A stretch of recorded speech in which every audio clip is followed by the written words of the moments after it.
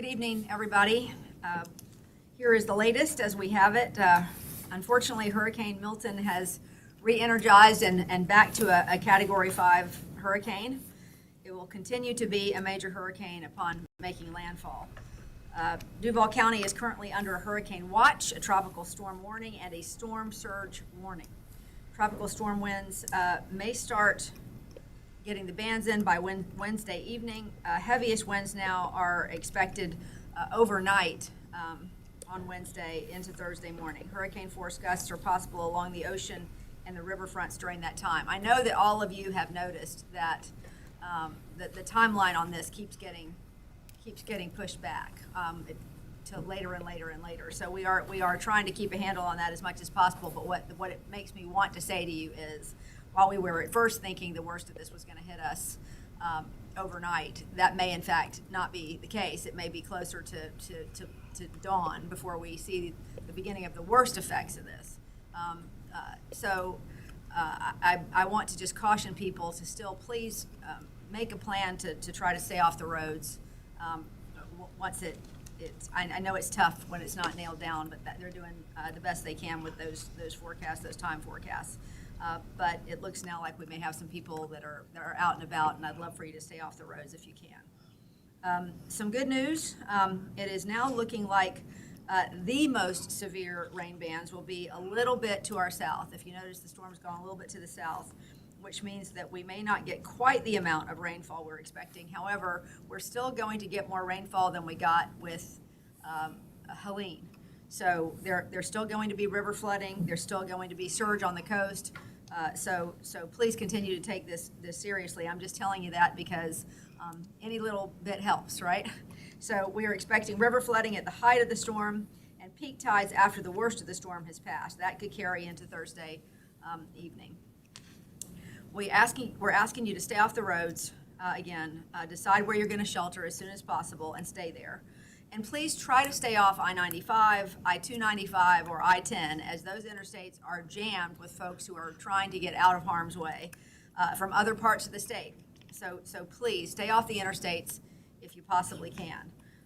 You may have gotten a notice that St. Johns County is under an evacuation order. This will just add more people obviously onto our crowded roads. So please, again, stay home if you possibly can. Life-threatening beach conditions continue, and those will worsen on Wednesday and Thursday, so we're asking you to stay out of the water as well. There are no lifeguards on duty, so you'll be swimming at your own risk, and there won't be anybody out there to save you. Alex Booth with the National Weather Service is going to give us the very latest in just a few minutes. But to get to the rest of this, since we've been receiving a lot of citizen questions, I want to emphasize that in Duval County, we are not issuing an evacuation order at this time. If you live in a trailer or an older home in a low-lying area or in an area with a heavy tree canopy, and I know a lot of us live in those types of areas, please consider using one of the city shelters or find accommodations in a safe place. That might just be, driving 3 or 5 miles, out of the way to a friend's house that's not in a place with heavy trees or is low-lying. But that's the advice. We're not asking you to evacuate. We're asking you to consider using a shelter or going elsewhere. In terms of hotels, gas, and food, there are no gas shortages in Jacksonville. And should that ever become an issue during the storm, we have solutions in place to keep supplies going to our local stations. Additionally, our city and JTA fleets have been topped off and have ample supply. There are a lot of evacuees coming up from Central Florida. I communicated with Mayor Castor from Tampa this morning, and I hope that we will remember that a lot of those folks that are coming up from the Tampa area or the areas just around Tampa will be coming into our hotels. So please be accommodating to those folks. I'm sure they're scared and in need of a little comfort. So our hotels have reached full capacity in the 12 lodging options downtown and surrounding area. The beaches hotels are expected to reach full capacity today. So hotels are full. If you need accommodations, again, we have shelters open for that. In addition to neighbors fleeing the storm from our south, we currently have 300 evacuated horses that are staying at the equestrian center. We have 6 shelters, as I mentioned earlier. I'm going to mention those again for anybody who didn't get them. Atlantic Coast High School, Chaffee Trail Elementary School, the Legends Center, Landmark Middle School, La Villa School of the Arts, and Arlington Middle School. We added a 6th shelter at Arlington Middle School because we wanted to have another option that was closer to the beaches, since we are expecting higher winds and some surge out at the beaches. JTA will be providing free transportation to shelters starting tomorrow morning. And American Sign Language interpreters will be at Atlantic Coast High School and at the Legend Center. If you're going to go to one of those shelters, somebody asked this the other day, so I wanted to put it in my notes. You'll need to bring your own snacks, water, and bedding, along with your ID, your medications, and personal care items. If you have pets, each family is authorized to bring up to 3 pets, which includes dogs, cats, ferrets, and pocket pets like hamsters or gerbils. No reptiles or other exotic animals are allowed in shelters. They put this in bold in my notes, so I would not show up to a shelter with a reptile. All pets must have proof of vaccination and registration and be properly crated or caged and maintained by the owner. No pets may be dropped off at a shelter. JEA has been working hard to get more line crews assembled, and again, they're at 93% of the level of contract crews we had during Helene, which is great for us. We had a little bit of trouble getting those folks in hotels, but we've got them accommodated now. Again, all of our JTA crews are here and working. We're just talking about contract crews that we're bringing in from elsewhere. We still want to remind you that it may take a while, given all of the wind and the rain that's going to be associated with this storm, to get everybody's power restored. We are talking about an event on top of an event. So we've already got some drenched areas and some infrastructure that's a problem. So I really, really want you to be patient if you possibly can with this process, because JEA is doing everything they can and will to get your power on, get your water restored, whatever it is, quickly. But we want to make sure they're safe as they're doing it. So please be patient. For the first time ever, tiger dams are being set up at the beaches to help with storm surge. Those will be set up by the state in conjunction with COJ Public Works. They're located at 1 Atlantic Boulevard, at 20 Seagate Avenue, and at 1 Ahern Street. In addition to the 3 tiger dams at the beaches, Neptune Beach Public Works, JEA, and Baptist Beaches all plan on using this technology as well. And so in case you are not familiar with what the tiger dams are, they are water-filled bladder technology that, unlike sandbags, can deploy 100% deploy 100% of floodwaters, or not deploy 100% of floodwaters. They can block 100% of floodwaters if deployed properly. They take as little as 90 seconds to be put together, which is great, with minimal manpower and no heavy equipment.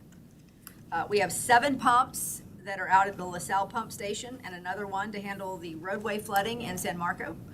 And we have more pumps in reserve to send out across the city as needed.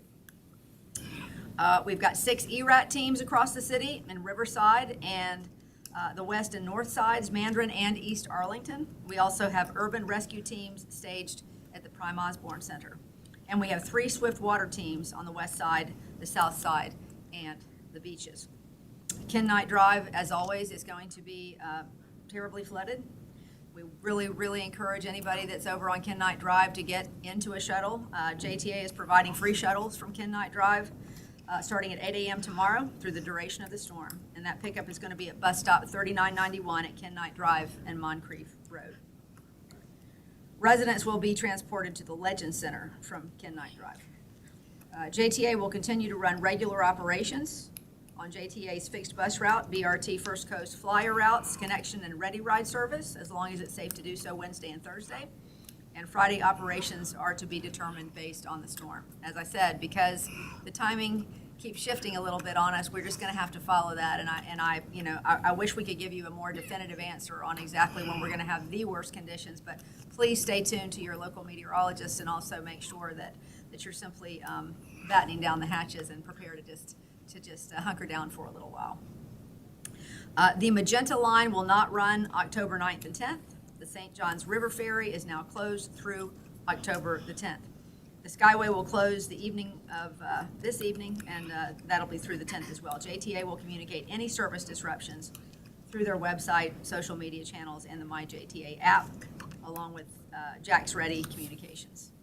JTA will begin supporting shelter operations starting at 8 a.m. tomorrow, with free rides for residents being transported to all 6 shelters. It will also operate, as I said, that shuttle from Ken Knight. And those pickups will be every 15 to 30 minutes, by the way. Greyhound has canceled all bus operations across Florida beginning at 6 p.m. And it is undetermined when they will resume those operations. Our downtown terminal will remain closed until that happens. They'll only have essential personnel reporting Wednesday and Thursday, with Friday to be determined depending on the arrival time of the storm. If you have tickets to an upcoming event, you're going to have to check with the venue to find out if it's being canceled or postponed. In terms of parking, another thing that we're doing this time for the first time is if you live in a flood-prone area or you're concerned about damage to your car, we're opening up our city-owned garages for free from Wednesday through Friday. And these are the ones you can use: Water Street at 541 Water Street, Ed Ball, 238 West Monroe Street, the Yates Building at 200 East Adams Street, and Duval Street at 33 West Duval. JTA will also open Kings Avenue Garage for free, as they did in the last storm. All bridges are currently open. There seems to be some confusion about the bridge situation. It seems like that's always the case. But the Florida Department of Transportation works closely with the Jacksonville Sheriff's Office and the Florida Highway Patrol to monitor wind conditions at area bridges. If sustained winds exceed specified levels, FDOT will work with law enforcement to close the affected bridges, and then they'll open back up when those wind speeds are not there. So they're not gonna, it's unlikely they're gonna close and stay closed. They'll be closed and then they'll open and they'll close again when we have the conditions. The airport is open, but passengers are strongly encouraged to check with their respective airlines to verify schedules, because our airport does not close unless all flights are canceled. So check with your airline. Public Works. We have extra teams out today and tomorrow picking up yard waste. I know there's been some frustration there, and I want to talk a little bit about that because look, it is rare that we have the situation where we have a storm as severe as the one we had last week, and then on top of another storm. So our crews were out, and we messaged after Helene, it's going to take 2 or 3 cycles to get everything off the curb. Don't add anything new.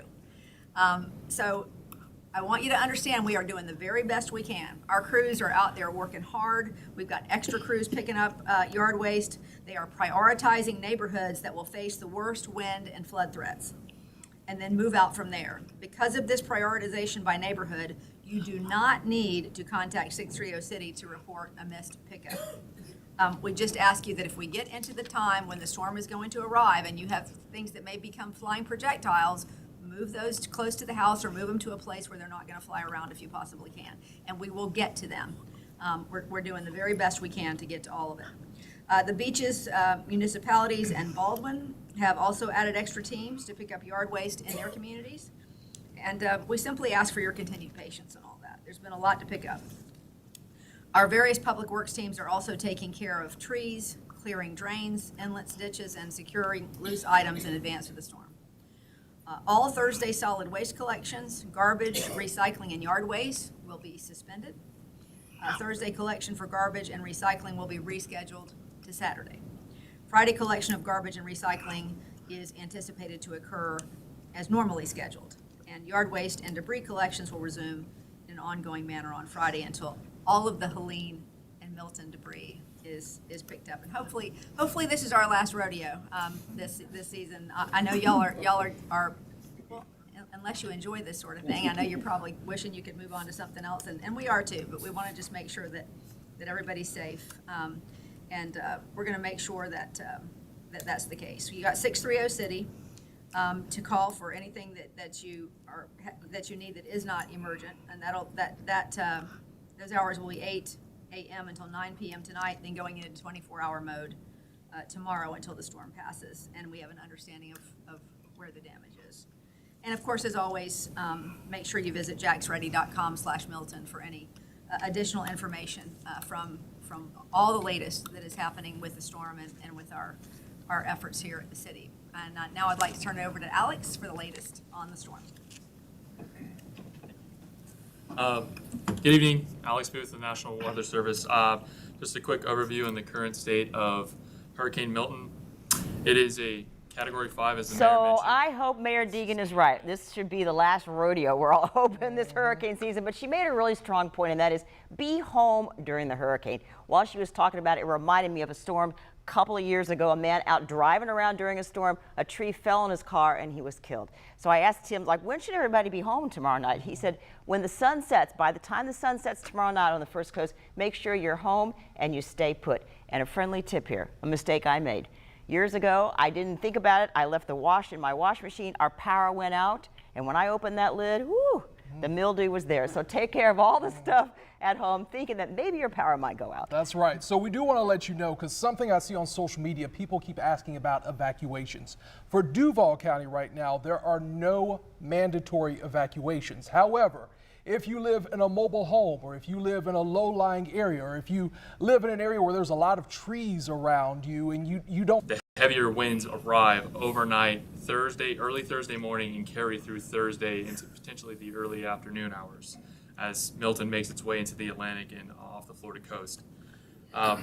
Still, we mentioned the southerly shift, potentially pulling some of the heavier, severe rain bands a little bit further south. We still anticipate getting rain that could result in some flooding concerns in the area across Duval County, but the surge is going to be still a huge impact. It's driven by wind.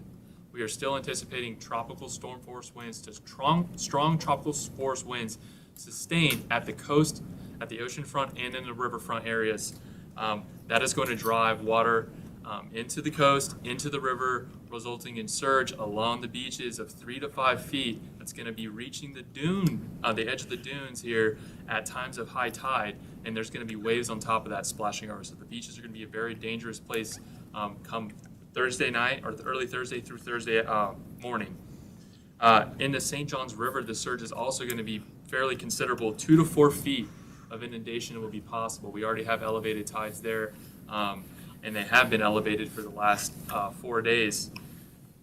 2 to 4 feet of inundation is going to be the higher end of that, will be on the banks that face north. So areas like Southampton, portions of maybe Pottsburg Creek, Little Pottsburg Creek, that can get wind funneling more water into those areas.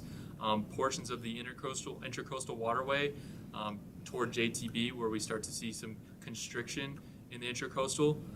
Towards St. Johns County, those can be areas where those higher end 4-foot potential inundation values may be seen come Thursday with that high tide during the afternoon.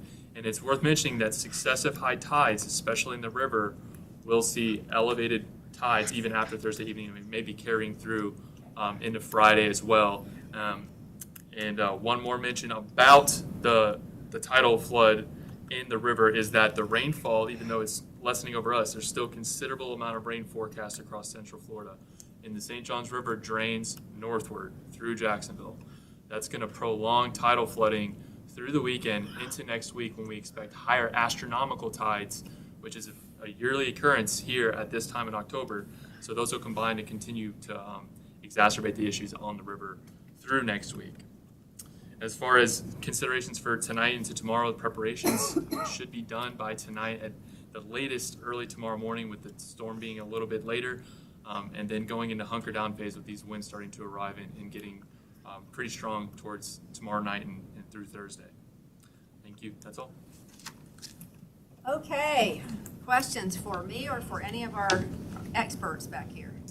Mayor, at 12:05 today, you allude to the possibility of opening some more shelters, presumably for evacuees from other municipalities. Where does that stand at this time? Well, again, we will have to make that decision when we see, we're not even opening the current shelters that we have until 8 o'clock tomorrow morning. So we're going to see how those are utilized, and we're ready to activate 5 additional shelters if we need that. But right now, we're sort of in a wait-and-see situation on whether we're going to have to open more shelters. And we haven't had a chance to check out the Tiger dams, but are they already being set up as we speak, or when will that happen? Well, I had initially thought they were set up earlier today, but I saw some pictures this afternoon that made it look like that they were out. Have they been So placed beaches now? are being delivered and they're Yeah. setting them up, but there's other locations Yeah. downtown San Marco area that are already set up. I believe 2 of them are already set up. Yeah, I think there's two. I think there's one at the beaches that is already set up because I saw some pictures of it. Regarding construction with Four Seasons, are those cranes coming down? Are they remaining in place? What's the game plan with that? I don't know. I know they go through a process of securing those things. Whether they're actually taking them down, I don't know. I'll see if I can find out for you. Mayor, St. Johns County did order some evacuations, mandatory evacuation from some zones. What is the difference between Duval County, no evacuations, just to the south? St. Johns County did order some mandatory evacuations. Well, they're a little further south, but all I can really say about that is every county has to make the decisions that they think are best for their citizens. And from what we could see here, for our effects in Duval County, we didn't believe that mandatory evacuations were warranted. I can't speak for St. Johns County. Regarding the Tiger dams again, I know you said the state is providing them. Is there a cost to this? Is this free or taxpayer dollars, I guess? Well, this is all part of what we'll hopefully be reimbursed for once everything is finished. That's one of the things that we do constantly through these storms is we keep a tab of every single thing that we've had to activate, all the preparation, all the equipment we've had to use, all the crews we have to use. And at the end, that all gets tabulated, and if it meets a certain threshold, which I can only imagine that it most certainly will in this storm, then we will be reimbursed for all those things. Gotcha. Anybody else? All right, thank you, folks. Have a wonderful evening. Please be safe, and we'll see you back here at 12:05.